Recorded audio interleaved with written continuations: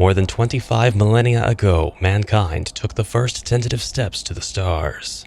With the discovery of the warp drive came the Great Expansion, and what was once a journey of several centuries became a journey of several days. Warp space is the parallel universe through which starships may jump, traveling hundreds of thousands of light years in a few hours. Warp space is also the domain of chaos. In warp space, nothing may be taken for granted. It is a universe filled with cross-currents, eddies, and whirlpools of power. Ships have disappeared without reason and emerged from the warp centuries after they entered it, millions of light years from their destination. These derelict starships, distorted beyond all recognition, are known as space hulks.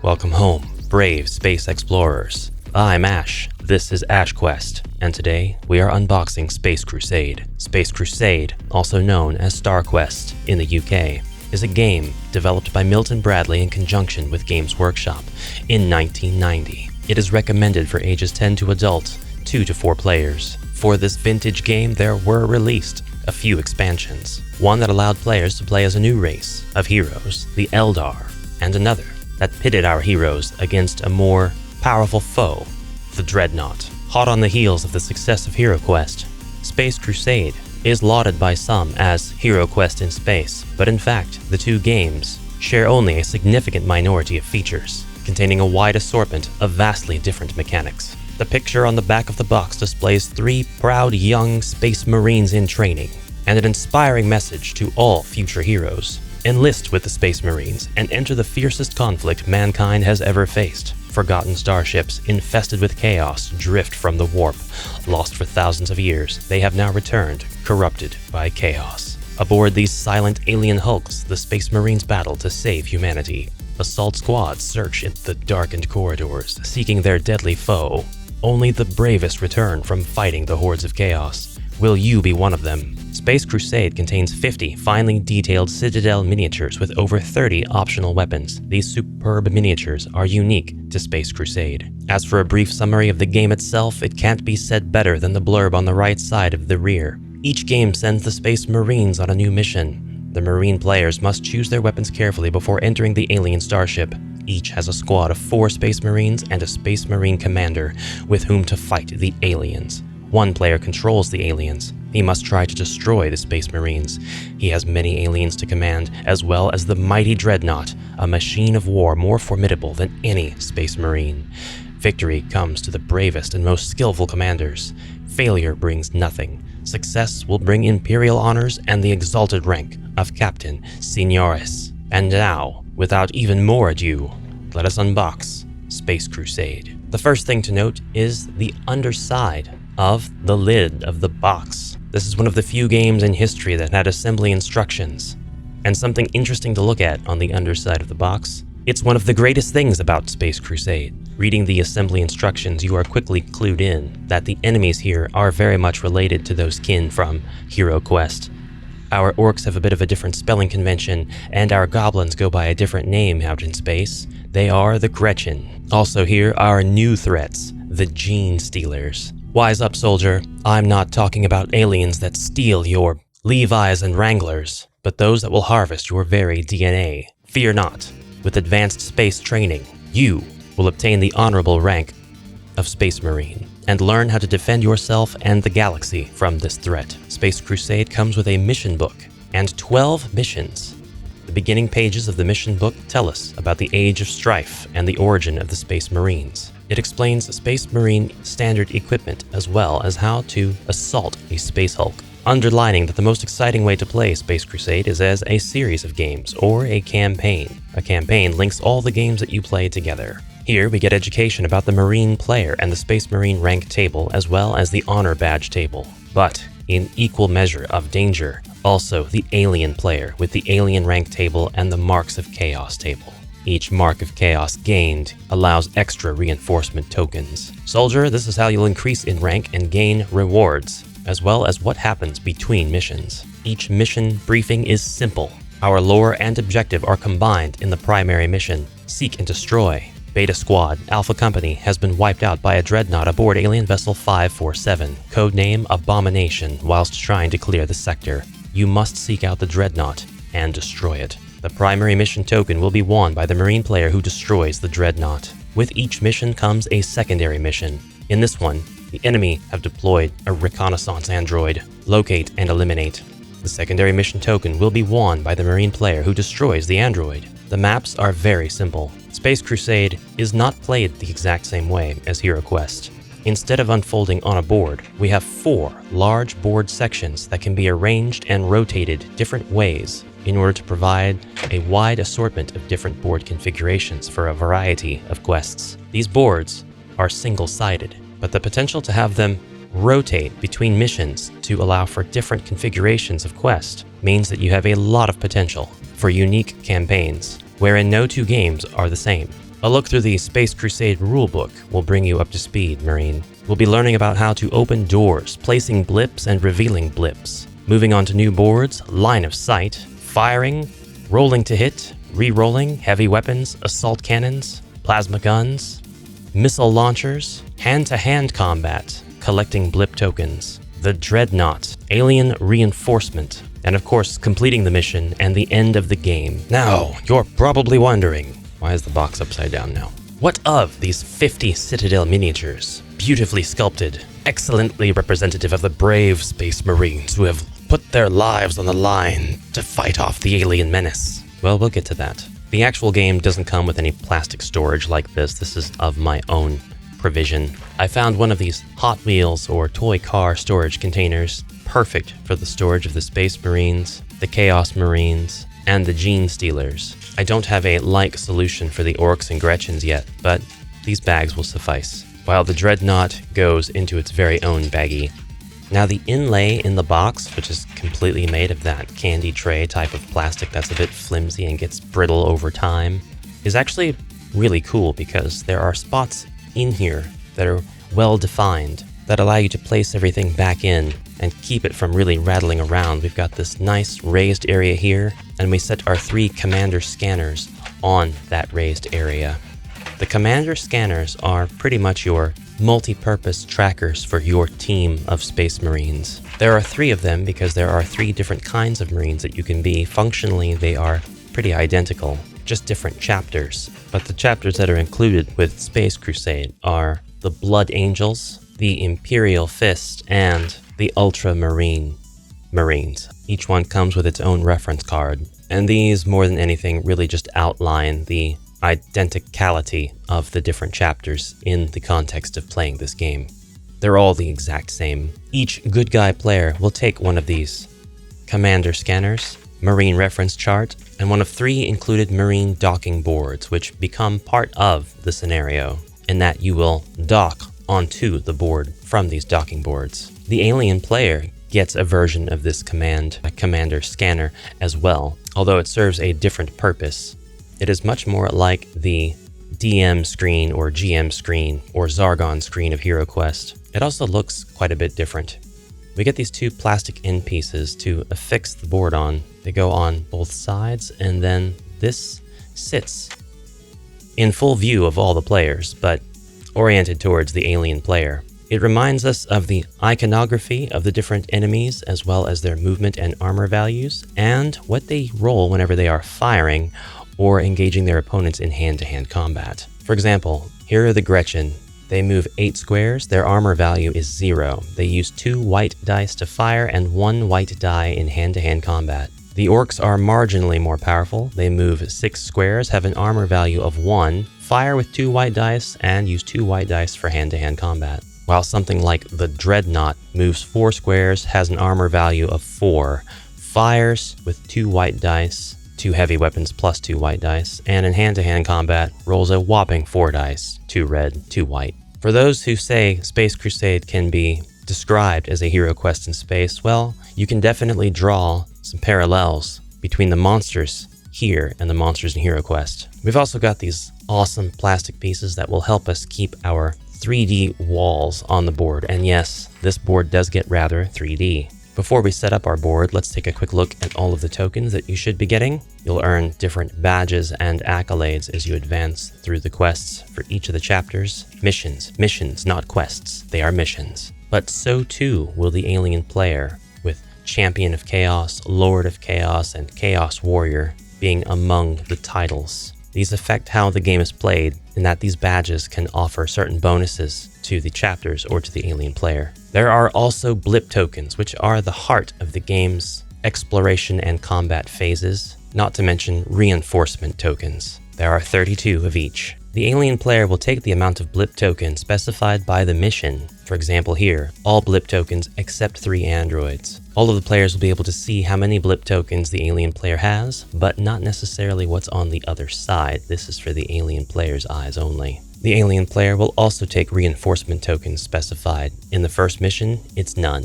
One key gameplay mechanic of Space Crusade is moving on to new boards. When a Marine or Commander miniature is moved onto one of the 4 game boards for the first time, the board must be scanned. The Marine player should finish moving and or firing the miniature that moved onto the board, then pause before he continues his turn.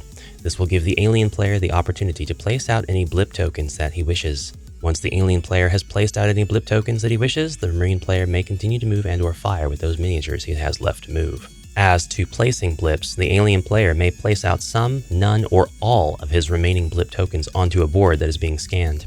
The alien player must place out all remaining blip tokens when the 4th board is scanned, meaning that all 4 boards are always going to be in play in every quest. Mission. The blip tokens may be placed onto any square that is not in the line of sight of any Marine or Commander miniature, and no more than 1 blip may be placed onto a square. Oh, the homebrew ideas this does brew. Then, if a Marine or Commander miniature moves onto a square from which a line of sight can be traced to 1 or more blip tokens, then those blip tokens must be revealed. Masterfully said. We'll be looking at the miniatures very soon, but first I wanted to show you some of the cards. As to cards, the game is very simple. It has 3 sets of 12 chapter cards and 28 alien event cards. The alien event cards remind me very much of the Chaos event cards that are available as homebrew, a third-party product for HeroQuest.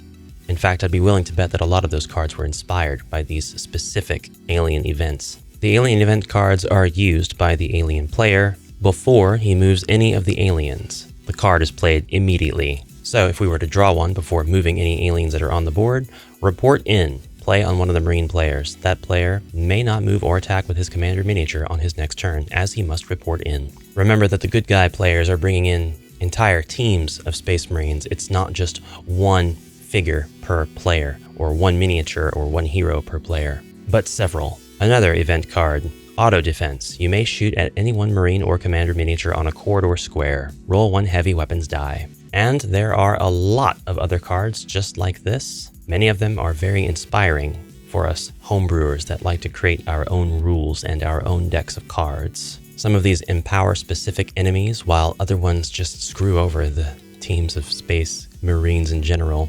Redeploy. You may place up to 3 blip tokens onto a board that has been scanned. These tokens may be taken from elsewhere on the board. The normal rules apply as to where these tokens may be placed. Alright, as to the chapter decks, I said there were 3. Each one consists of 12 cards. And these decks are actually double-sided. So here's an example of one of them. We have Imperial Fists, Melt-A-Bomb, and then the opposite side of that card. One side has the lore of the item, the flavor text, and art, and the other side has the art again, but this time the thing being used during some sort of event, giving some context, and then the actual instructions.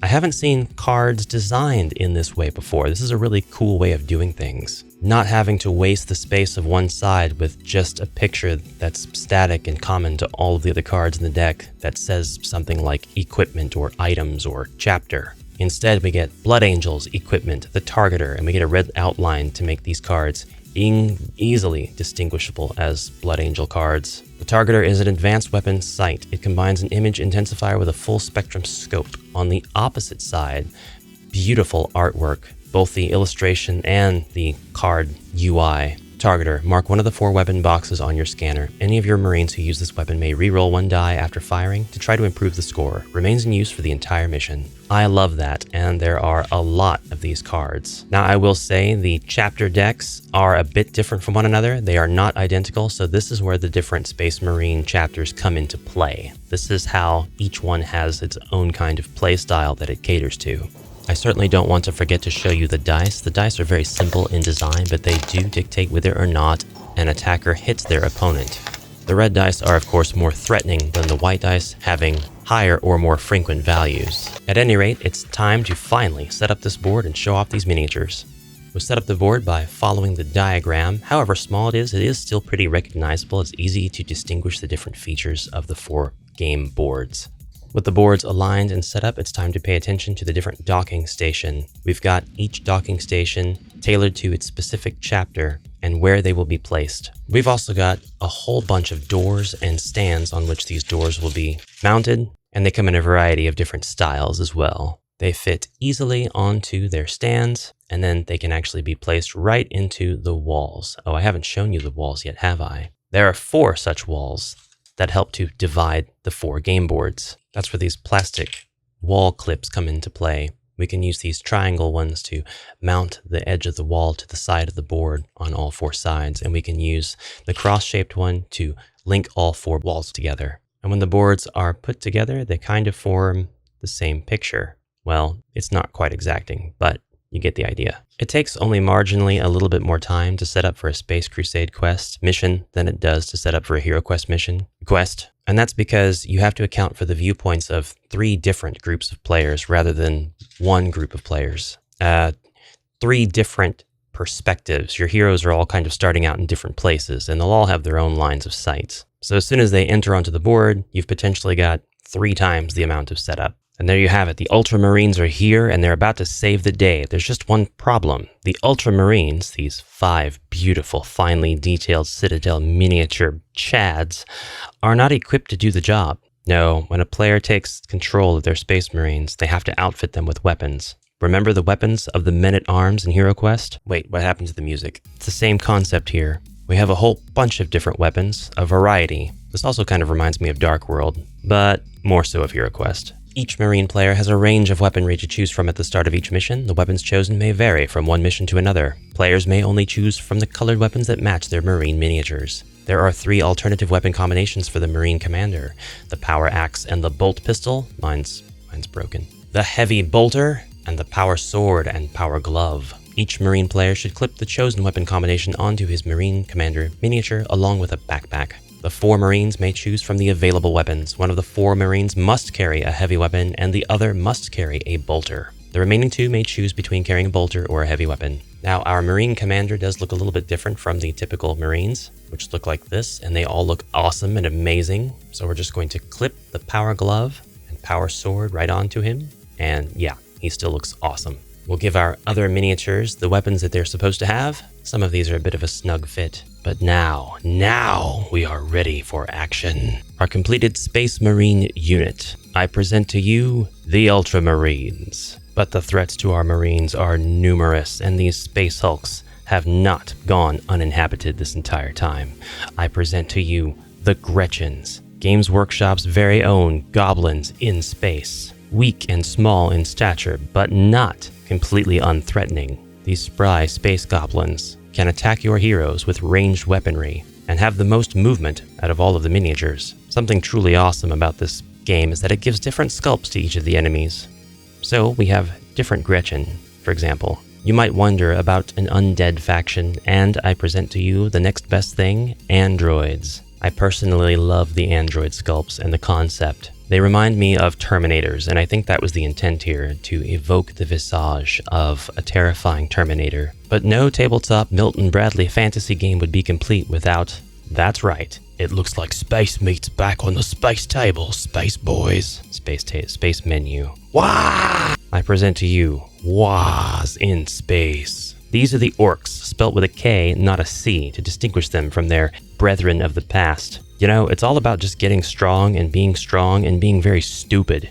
and that's why the orcs really haven't evolved much over the years. I'm not too sure who gave them space travel. I don't think they came up with this on their own. Maybe a Warhammer aficionado out there has some lore they can share with me. Although, I think it's perfectly fine to consider Space Crusade being fairly lore agnostic in terms of Warhammer. We're not given specific names for chaos out here in the warp space. We don't have disciples of Tzeentch. We just have chaos. Perhaps in these times, chaos and warp space and its effects were only just beginning to be discovered before further discoveries led to the delineation of the chaos gods and what horrible favors they could give to their followers. And speaking of chaos, the Chaos Marines, which are some of the coolest sculpts in Games Workshop history, are in Space Crusade. These are the Chaos Warriors of the galaxy. Easily my favorite thing about this game. They look exactly like their medieval counterparts, except with appropriately fitting giant space guns. Absolutely diabolical and evil-looking backpacks that provide them some sort of chaos energies or magic or science, or at the very least they're packing chaos sandwiches in there somehow. It's the most evil way to pack a sandwich. But Ash, HeroQuest had Famir. What about Space Crusade? What's it got? I present to you my second favorite thing about Space Crusade, the Gene Stealers. The Gene Stealers also boast some of the coolest sculpts in Games Workshop history. It's a design that has been fairly consistent over the decades. It's such a cool enemy too, that entire games have been basically centered around the existence of these things. These are assembled miniatures with their arms slotting into sides of the body, and as such, perhaps they would be very easy to kit bash. Despite them being pretty explicitly alien and kind of a science fiction vibe, I am very tempted to put these in my HeroQuest game. We can call them something else. The creatures that came out of the asteroid that fell from the sky. Doesn't have to be an asteroid, but we don't have to elaborate. But it would be remiss of me not to assemble the last miniature that comes with a base game of Space Crusade / StarQuest. Let's see, just put that into here, fit that over here. That slots into here, not over here. And that gives us the Dreadnought, one of the largest sculpts to grace the tabletop of a Games Workshop dungeon crawler or Space Hulk crawler, either or. This cuts an imposing figure and reminds me a ton of that bipedal machine that fell down the stairs in RoboCop. I love it all the same though. It's an awesome sculpt. And it's even customizable. You can clip 2 of 3 different weapons onto it. And look at its little face at the end. How cute it is. That, my friends, is the unboxing of Games Workshop's and Milton Bradley's Space Crusade.